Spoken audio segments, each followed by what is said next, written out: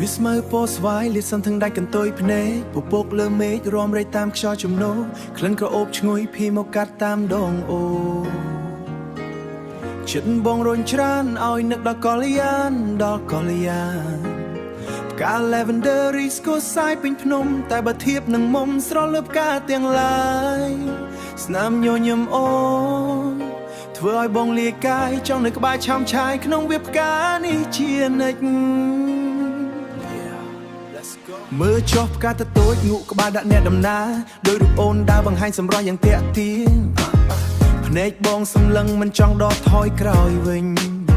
ព្រោះចិត្តបងទុំនឹងស្រឡាញ់អូនពេញបេះដូងមិនមែនត្រឹមតែពណ៌តែអូនមានទាំងចិត្តស្មោះមុនស្នេហ៍សម្រស់ធ្វើឲ្យបងចង់តែថ្នម lavender ក្រអូបតែអូនក្រអូបជាងនេះអែមល្ហែមលើចង់ចេះធ្វើឲ្យបងវិលវល់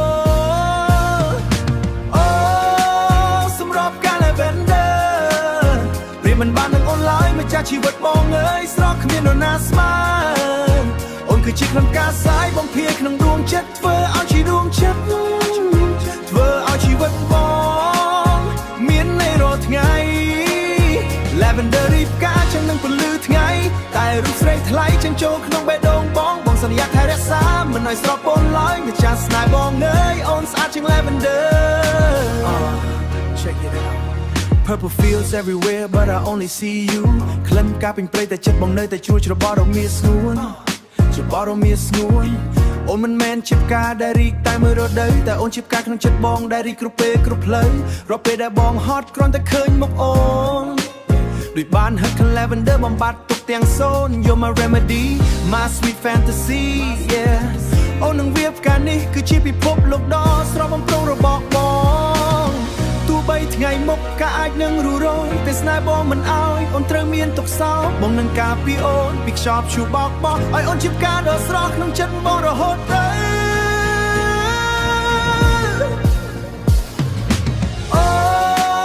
សម្រាប់ផ្កា lavender វាមិនបាននឹងអូនឡើយម្ចាស់ជានឹងពន្លឺថ្ងៃតែរូបស្រីថ្លៃចឹងចូលក្នុងបេះដូងបងសន្យាថែរក្សាមិនឲ្យស្រពន់ឡើយម្ចាស់ស្នេហ៍បងអើយអូនស្អាតជាង lavenderក្លិនអូននៅជាប់ចិត្តសម្រស់អូននៅជាប់ភ្នែក Produced by Romy Singh បងស្រឡាញ់អូនផ្កា lavender របស់បង